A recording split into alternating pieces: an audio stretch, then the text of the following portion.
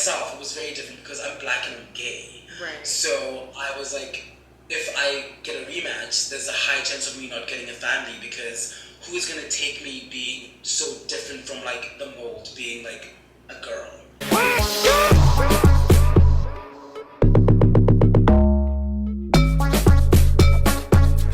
What is up, you guys? Welcome back to Au Pair Corner. Today we are going to interview a bro pair from South Africa. I am so excited. He is a friend of mine. So I'm just gonna quickly set up and then we're gonna get started with the interview, okay?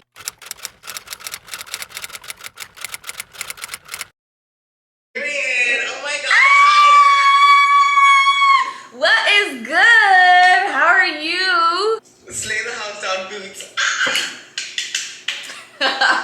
Yeah, what is going on? You look so happy. I love this for you. Guys. Seems like home is treating you well. So I wanted to thank you so much for sitting down with me, taking time out of your day to conducting this interview for my research project.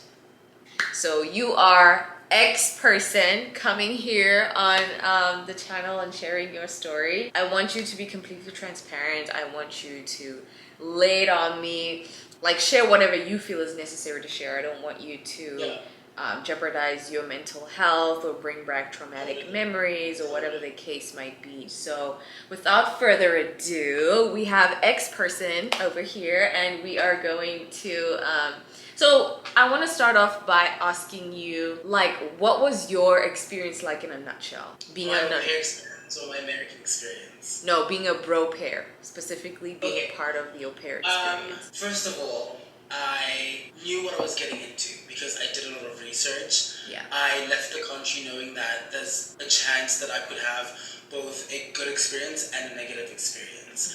And I really didn't care how. So I knew what I was getting into. Right. First of all, Right. it was like the first thing I did research. I knew that it could be like horrible, and going into it, I still knew that even though it would be bad, I wanted to give people a benefit of the chance. Right. Because when you go into a thing where you are dealing with people, you kind of have this idea that they will not treat me badly because they will understand that I'm human too. Right. But it's a different sense when you are an immigrant and you're in a country where you don't know anyone, you don't have anyone, and you just want to survive.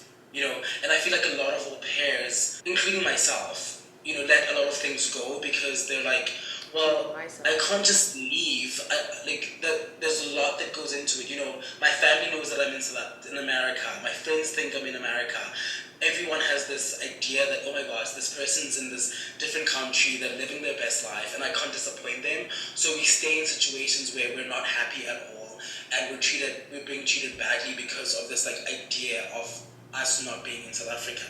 And I feel like I fell under that as well, in a sense that I let a lot of things go because of this idea of not coming across as a failure, and also familiarity too. I mean, for myself, it was very different because I'm black and I'm gay. Right. So I was like, if I get a rematch, there's a high chance of me not getting a family because who's gonna take me being so different from the mold, being like a girl, essentially. Right. And I let a lot of things go because I knew that there was a chance of me not getting a family, and I was not ready to go home at that time.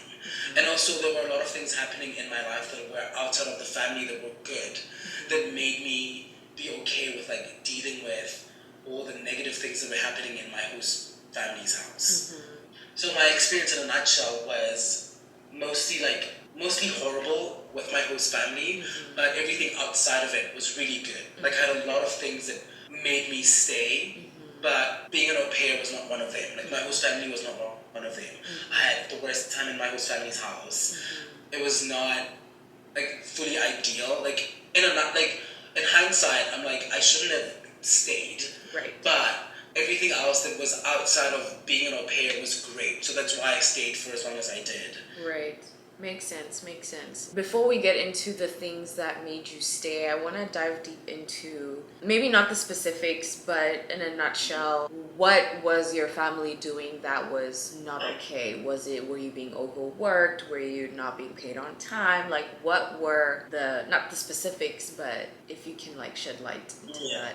So I had a family that had 3 kids. One of the kids had, the middle kid had mental health issues, and so did the mom.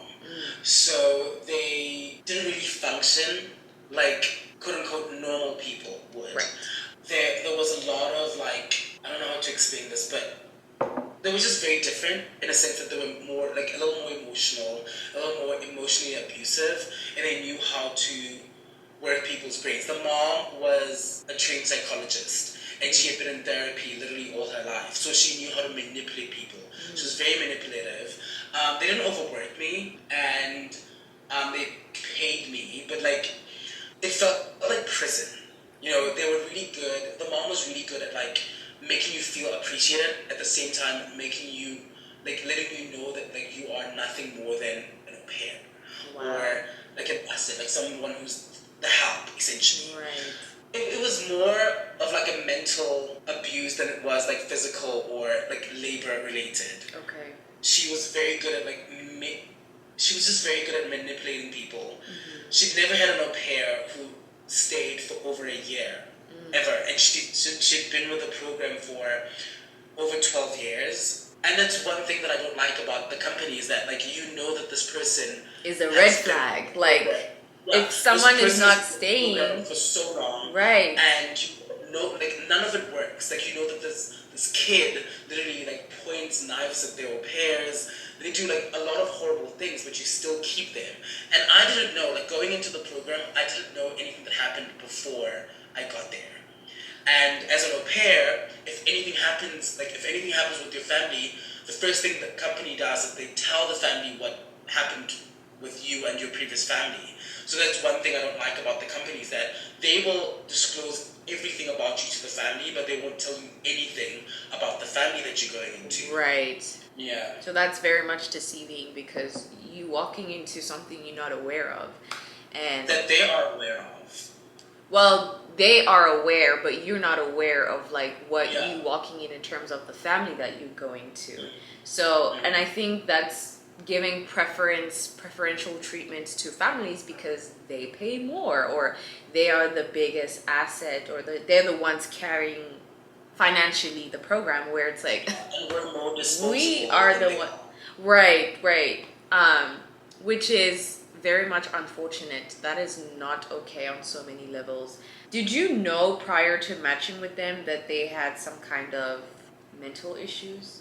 No. So what happened was that they had been looking for an au pair for a while. And what they did was that they would have their current au pair at the time talk to potential au pairs. And she would tell them everything. And eventually they got to a point where they stopped having their au pair speak to potential au pairs in private.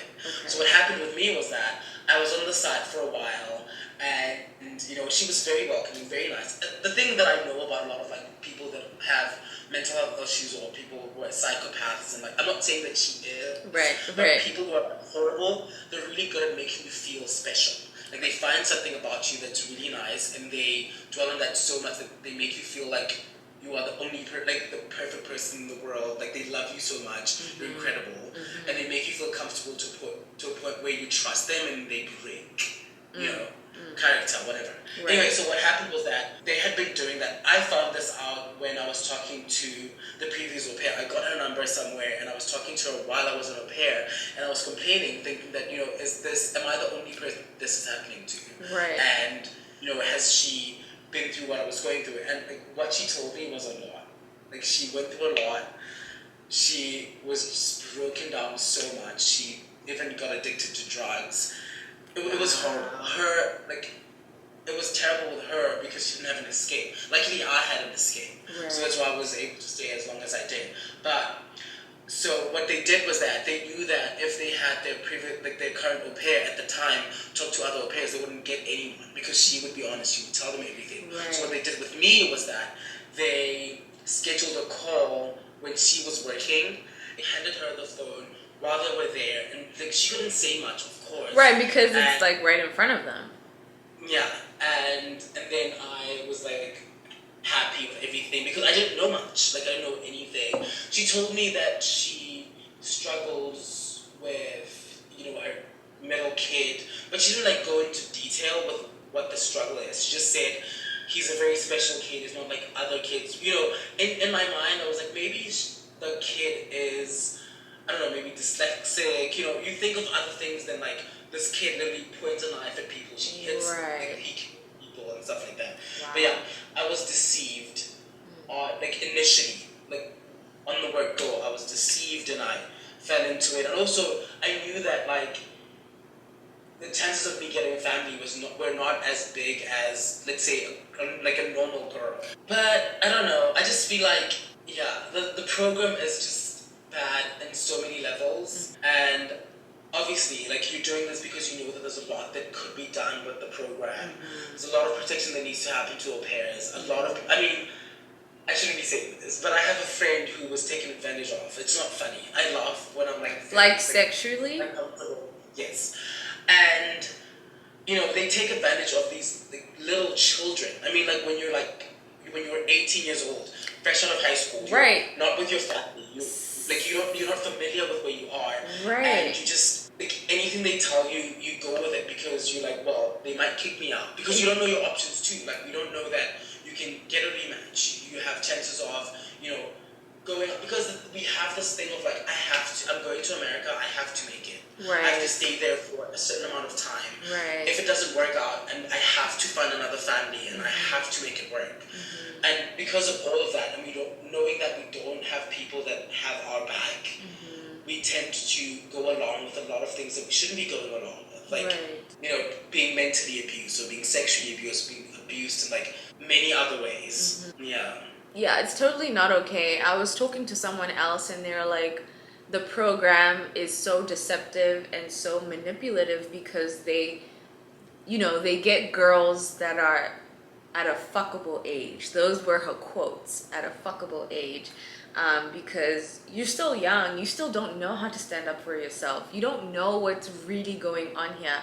And like when you get to this family, you hoping that they'll protect you, you hoping that these people are gonna be with you and show you basically the way, but at the end of the day, for them it's just, oh, we're just having someone for cheap labor, like we don't give a fuck, and it's whatever. And like, no, it should not be like that at all. But I want to get into my next question is, for you, what did you feel like lacked while you were an au pair in terms of protection or support system or? I was an au pair during the pandemic, so it was very different from like a lot of people's experiences. I didn't have like in-person meetings, and I never met my LCC. No. I didn't have support. Right. So for the most part, it felt like I was being like put into a place and just being left to figure it out myself. Because no one called me. We didn't have any support. Support is the big one. Knowing that, there are these people who are getting paid to be your support system, but they're not really there. Yeah. You know that, like as an au pair, you know that they care more about your host family than they do about you. Right. As au pair, the au pair before me told me that she tried to get a rematch 3 times, and each time her LCC would tell her, like, just give it a few weeks, maybe it'll get better. And it's like, she was saying that she wants a rematch for a reason. You don't just decide one day, right, out of the blue and say, oh, I want a rematch. There are reasons behind that. And she tried 3 times until she threatened to leave the program. That's when they try to get her a rematch. The thing is, there's no support. You don't know, there's a lot of things that you don't know that you could do. Right. Like requesting a rematch and being like, I want a rematch. I don't like this family. I want it like now. Right. Type of thing. Whereas, what they do is that they make it so that it's so hard for you to leave the family, Whereas it should be easy. Like if I'm with a family that I don't like, I'm not feeling comfortable. I have reasons why I don't feel comfortable. Like Right. staying there for another 2 weeks is not going to change the fact How that you I don't feel comfortable. Right. I 100% agree with what you said. So I want to get into my next question. Did you ever experience a cultural exchange? Like, did the family actually ask about your culture? Was there a cultural exchange, or were you just... It's so weird because going into the program, you get sold this idea of, you're going into this new country, you're going to learn about people's cultures, and you're going to teach them about your culture. Right. None of that happened. They've never, I mean, it's so weird because I can tell you now, they don't even know where I live. They don't know who my mom is. They don't even know what my mom looks like. They don't even know what my family looks like. They didn't care. All they wanted was someone to take care of their kids, who was not demanding, who could drive, and who could do this, who was flexible. They said it as a cultural exchange, but it's more like a job. Yeah. A job where you live with people who literally do not care about you, besides the fact that you bring them childcare, essentially. Because my family never asked about anything about me. Like, I can bet you now, if you ask them 10 questions about me, I promise you, the only thing they would know is, like, who I dated, because they saw that guy. And, They don't know anything about me. I didn't get any cultural exchanges, any cultural experience. They didn't, like, teach me anything, or were they interested in learning anything about me outside of what I can do for them. Yeah. Well, I want to dive into the positives, which I know the positives are basically outside of the program, but what kept you going? Like, what did you do? What did you find joy in? That kind of thing. One of the best parts about being with the program is that you get to meet other people who are from the same country as you, who are doing kind of the same thing. So I was able to make friends, and I was able to meet a guy that I ended up dating. So that's where I found joy the most. Like being literally the most happy that I was in America was being outside of their house. Wow. Every time I knew that I'm off, that's when I came alive. I found most of my joy from my friends, like dating, travel. There's a lot of travel that happened. I know a lot of au pairs travel, which is like the most fun part about being with on the program. But also if you paid enough money to afford traveling, because I don't think you can travel every single weekend if you're getting $200 a week. Yeah. Also the money thing. The fact that they've been paying people that much money for over 10 years. Yeah. Is crazy. Right. The economy is what inflation. It is today. Yeah. It is so crazy that it doesn't even move. It doesn't change. And the thing is, the price of the program changes every year.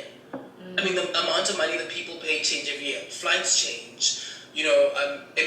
Immunization changes. So the money goes up every year. Right. The amount of money that you pay, but you're not getting different money every year. So these people are getting consistent childcare prices, but we are in the same economy. It's kind of crazy, and knowing how high the standard of living is in America. Can you imagine living in New York with this amount of money, or living in San Francisco? New York is better because it's public transportation, but living in San Francisco, not in the city. Yeah. It's crazy. That's one of the things I didn't like about the program is that we get so little money. Right. Well, one thing I will say is that I did not know that we could bargain or we could negotiate to get a higher pay. That was not brought to my attention until I left the program. So I do think that families obviously go into the program expecting that they're going to pay $200 a week. But I do know that you're able to negotiate a higher price. So I think it's important to highlight the fact that we can negotiate for higher prices, but at the same time, the company needs to they need to try to put it to living closer to living wage. No, is that what it's called? Living wage? Livable wage? I don't know. But the thing is, being able to negotiate doesn't mean that you're going to get the money. Because I tried to negotiate. Oh! And the thing is, they we are disposable. They can get there are so many people who want to be au pairs. Yeah. There are so many people who who are in the rematch pool. So you could say, I don't like the amount of money that you give me, like, and they could respond with, okay, Just why leave. don't you get a rematch? Right. You know, and the, and that, I mean, I don't think it is an option. I mean, it is there. You can have a conversation with people, but the chances of you getting The a money, yes are as high as getting a no. Right. Yeah, because I did try. I mean, I spoke to my host family, and I was like, oh, right. And I was valid. I mean, no. It's, yeah. And she said no, and then when I was like, I'm leaving, she was like, I can give you more money. You have the option of negotiating, but they have an option of saying no, and like saying you can get someone else who's going to take the money that we're giving them. Right. Is there any advice or, I don't know, last few words you would like to point out in terms of the program or? I mean, okay, the thing is, as much as it is bad and there's so many horrible things that are happening, we can't change the fact that this is a huge company that's making a lot of money, that is world known, that is always going to get people to go. So my advice to people who will go, regardless of what happened to previous affairs, that you have to take your time. Like, there's no need to rush it. Like, saying that taking your time is very imperative. No, like having a plan, like having things that tick your boxes. Like, for example, I mean, this might sound like frivolous, but I was not gonna go to a family that didn't have like triple the money that my family has. You know, I wanted to be comfortable. I wanted to have a car that was not negotiable. I wanted to have my own space that was not negotiable. So having those things kind of not necessarily eliminate, but they make your time there better. not as bad or like bearable, essentially. Because Right. I knew that even though my family was horrible to me, even though she was emotionally abusive, I knew that I had a credit card, I had a car, and I had a room, and I could do whatever I wanted, and I was not being overworked. You know, those are the things that made me okay with staying as long as I did. You know, like, you have to know how long you want to work, what days you want to work, what is important to you. Do you want to travel? Do you not want to travel? Do you want a family that wants you to work at night, or do you like clubbing, for example? You know, those are like, you have to have your list and you have to stick to it, because as much as it may seem like there are not that many families that are looking for you, there are. I mean, it's a huge country. It may take 3 months, but it's better to wait 3 months and get a family that ticks a lot of boxes than wait a week and go to a family that doesn't tick any boxes, but you are in America, you know? Yeah. So my advice would be, take your time, don't rush it, have as much information as you can, watch YouTube videos, do your research, do as much research, like, do so much research that when you look up au pair, all the videos have I've been watched. Yeah, like, because you can never have enough information, know everything. When you connect with family, look up the area, find their address, look around. Like, do you like is it close to the beach? Is it too far from the shops? There are a lot of things that goes into being an au pair, because if, for example, you find a family that seems perfect, but they live in the middle of nowhere, you don't have a car, like, where, Right. yeah. So my advice would be, do as much research as you can, take your time, have a list of things that are important to you, and yeah, I mean, it's not gonna make it easy, but it'll make it better than you not knowing what you're getting yourself into. Right. Ask questions. Yeah. Ask them questions. Have them show you where you're gonna be staying, because you're gonna be living there. Right. Right. Yeah, because I had a friend who rushed her process, and she had a room that was smaller than, I don't even know how to describe it.